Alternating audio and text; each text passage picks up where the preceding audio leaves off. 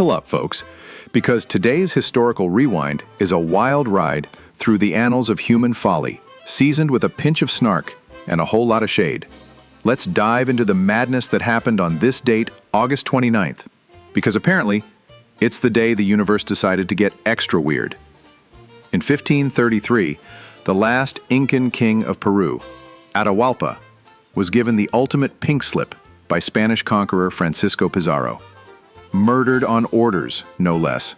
Talk about a hostile takeover. This was way before the Electoral College, so Pizarro didn't even have to campaign for the title of worst boss ever. Just imagine the Yelp review. 1 star, conquistador stole my empire and my life. Would not recommend. Fast forward to 1709, when the French and some indigenous allies decided to turn the Massachusetts town of Haverhill into a pile of ash. Final score, French and Indians 32, Haverhill 3. Ouch. That's the kind of blowout that makes you wonder if Haverhill's defense was just a guy with a pitchfork yelling, "You shall not pass." Spoiler, they passed. Now let's talk 1896, when Chop Suey was allegedly born in, where else? New York City. Legend has it, a karate-chopping hog collar inspired this culinary chaos. The dish's tagline? So suey me. I mean, when I think of New York, I totally think of chop suey, not like bagels or pizza. Wait, isn't salsa a New York thing too?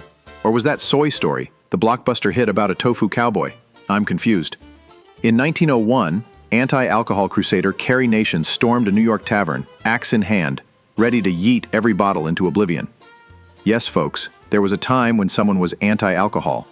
Imagine her at a modern happy hour, side-eyeing your Aperol spritz like it's the devil's juice. "Put down the IPA, sinner," she'd scream, axe gleaming. Iconic, but uninvited. Zoom to 1949, when the Soviet Union detonated its first atomic bomb and tried to pin it on a really big Russian wolfhound. Comrade Fluffy got into the uranium again, they claimed. Sure, Ivan, tell that to the Geiger counter. The dog's alibi? He was too busy chasing his tail to master nuclear fission.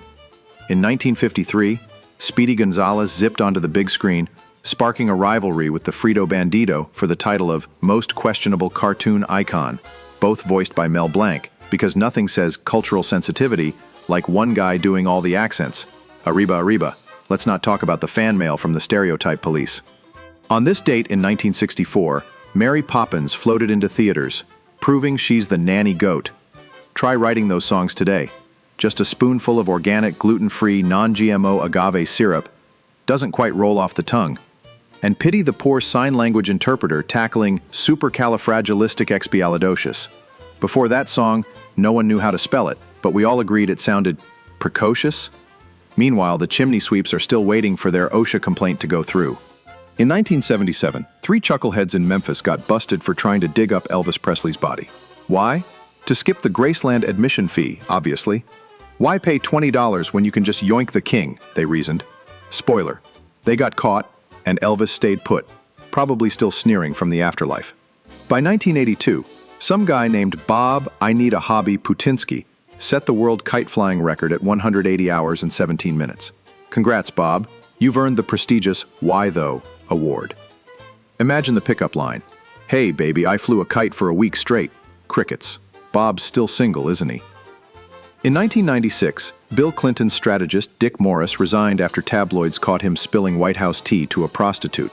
Back then, that was like the scandal of the century. Imagine the headlines today. Politician overshares with sex worker, internet yawns. Oh, how the mighty have fallen into irrelevance. Today's totally legit holidays. It's more herbs, less salt day, because sodium is the real villain. National Sports Sampling Day. Try extreme napping. National Lemon Juice Day. Pucker up. International Day Against Nuclear Tests. Sorry, Comrade Fluffy. And, of course, National Chop Suey Day. New York's finest hour, apparently. Now, let's swing our attention to celebrity birthdays. Lea Michele turns 39, still harmonizing her way through life post-Glee. Those high notes are basically a war crime now. Rapper A+ hits 44. Word is he's still acing his tutor's pop quizzes. But if he slacks, will he downgrade to A-? The streets are watching. Rebecca De Mornay is 66. After the hand that rocks the cradle, no one's asking her to babysit. Can you watch my kid? Is your hand detachable? Elliot Gould turns 87. Sure, he was married to Barbra Streisand and starred in a zillion films, but his real flex? being Ross and Monica's dad on Friend.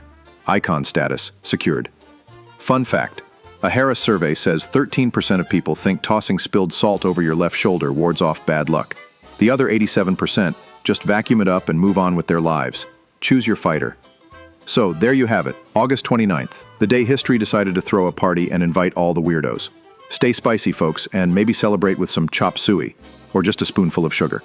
I'm Ro on the radio. Have a great day.